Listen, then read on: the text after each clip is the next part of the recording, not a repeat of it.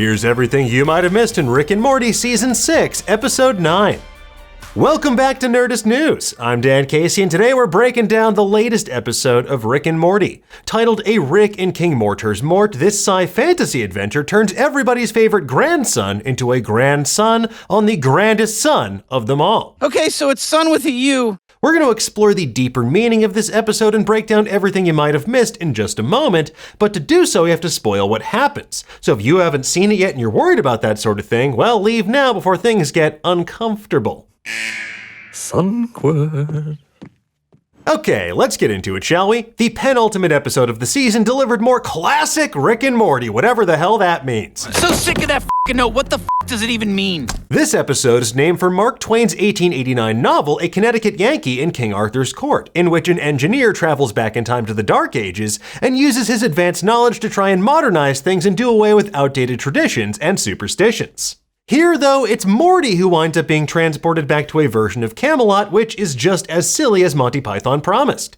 While Rick definitely tags along for the ride, Morty's the one in the driver's seat for much of this episode, for better and for worse. At first, Morty is thrilled to be given his own song by the Knights of the Sun, and hilariously enough, a nickname with 3 syllables like Mortaniel, even though his name is short for Mortimer, which has 3 syllables. Another fun detail is that the Knights of the Sun are voiced by the likes of Daniel Radcliffe and a mini Peep Show reunion of David Mitchell, Robert Webb, and Matt King. Unfortunately for Morty, his new powers would come at a cost. He has to cut off his wiener and yeet it into the sun.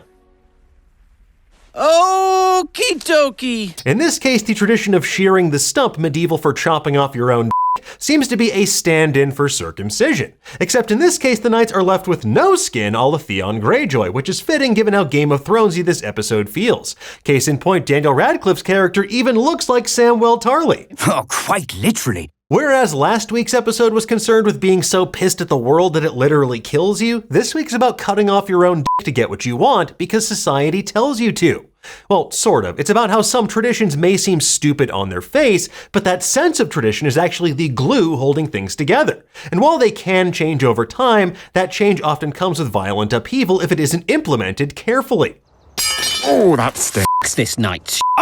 Although, with that said, this episode reaches nowhere near the levels of pathos and bathos from last week. But maybe that's for the best considering what an emotional dick punch Pissmaster wound up being. What this episode does shockingly well is show us that Rick is actually capable of meaningful change. And to be fair, this isn't the first time he's tried to stop Morty from cutting off his own dick. Remember in Pro Mortius? Can I get a laser whip? Okay, but there's no way you don't chop your dick off. Initially, Rick tries to science his way out of this by giving Morty an AI sword that memorizes its opponent's moves. It's kind of like Taskmaster or Tony Stark's armor in Civil War, except it watched Blade, particularly the final fight versus Deacon Frost. It's the perfect weapon even though no one's trying to ice skate uphill on the sun, or basically ice skate at all. It's the sun. Some motherfuckers are always trying to ice skate uphill.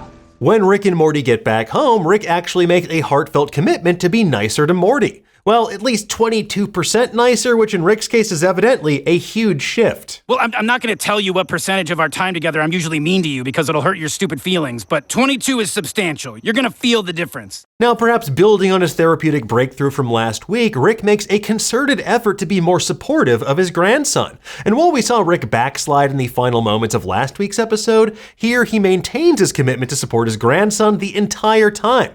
We've become conditioned to expect a last-minute plot twist from Rick, maybe something demeaning or holier-than-thou, but inarguably cool. And while Rick does help save the day, that undercut never comes, and neither does the wiener cut. Shh, Morty, we're gonna make your dick so fake, buddy. While Rick's efforts are genuine, the whole thing also hilariously winds up being an elaborate excuse to prove that the vat of acid scheme was a valid tactic. That iconic season 4 episode remains one of the high watermarks of the series. It revolved around Rick coming up with a plan to dive into a fake vat of acid to avoid some space mobsters. Morty found the idea so preposterous and ragged on his grandpa so much that Rick engineered a situation where the only way out of it was for Morty to jump into a fake vat of acid as well.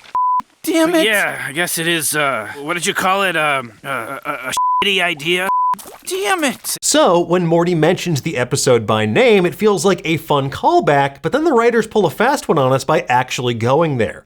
Eagle-eyed fans may have figured out what was going on when the witch was revealed as the third dong detector. The bones that she throws out to practice scapulomancy look almost exactly like the fake bones that Rick released from within the vat of acid. Damn, the bones nailed it. Okay, so you have spaceships and magic ladies? Another nice detail is the stained glass in the castle at the episode's end. It replicates the exact angle and shot they used in the original Vat of Acid episode when Rick and Morty were falling into the vat for the very first time.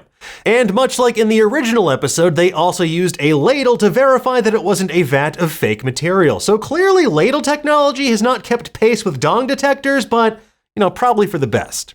Now, beyond the patently ridiculous chopping of it all, the episode tackles concepts like religion as a whole and how blind commitment to an ideal or code can keep you in the proverbial dark. It specifically parodies the geocentric model of the universe that was accepted by the Catholic Church until Galileo got all up in their business. Except in this case, the Knights believe the solar scepter's the center of the universe rather than the sun or the earth itself. Well, the scepter. Oh, you mean this old thing? And a quick side note, when Morty's explaining the science of the universe to the Knights, Pluto is listed as one of the planets, and that's a nice turnaround after the season 1 episode, Something Wicked This Way Comes. Pluto's not a planet. They changed it in 2006. Yeah, I heard about that, Morty. And I disagree. But back to the matter at hand. Historically speaking, changing traditions takes time, and to do so too suddenly can lead to violent upheaval. While positive change does come around by the episode's end, it's only after some seriously gruesome bloodshed. When the Goodbye Blue Sky needle drop hits, they do a fantastic job at parodying this violent sequence from Pink Floyd's The Wall. The song itself is a memory of the horrors of World War II, mirrored here as Solar War I. It's a depressing appellation that implies this will happen again. Much like in the First World War, the rapid industrialization and mechanization of weapons of war takes archetypes steeped in classical and medieval tropes into the sci-fi future. They go from chariots and trebuchets to battle cruisers, mustard gas, and antimatter hydrogen bombs in the span of several minutes. They even put the Christ back in Christmas by crucifying Santa and burning him at the stake like chestnuts roasting while they open fire. In a nice commitment to the bit, we see that history is written by the victors, as each faction that steals the scepter then chronicles it in their own archives. Some other fun details include the Martians dressing like characters from John Carter of Mars, the Neptunian contingent looks like the Roman god Neptune, and the amazing Jack Black voiced one of the Viscounts of Venus. Those crusty knights won't do the sun much good without their... There's also a nice meta moment later on in the episode when Morty asks Rick if they can just hop to another universe. While classic Rick and Morty often jumped around from one universe to the next, this season seems to be about maintaining a semblance of continuity, which is reflected in Rick's personal growth. I don't know, buddy. Feels like we're kind of more about trying out commitment now, And last but not least, we have that ending tag, which is basically a Columbo parody in which a detective stops the trafficking of alien hot dogs. It's a nice way to deflate some of the tension of this episode because the whole time many of us were waiting for the other shoe to drop with Rick. Yeah, I don't know when the other shoe's gonna drop, but this is working pretty good so far. So when Mongo Bongo gets snatched by a giant bird, it's honestly a relief that our expectations are met. Because ultimately, this was an episode about subverting our expectations, and it did that incredibly well. It's also about how sometimes it's easier to go with the flow and let people enjoy the comfort and structure that comes with tradition and superstition. Except when it puts you or your loved ones in harm's way, and then you need to act carefully, because if you're too rash, you too could cause Solar War I.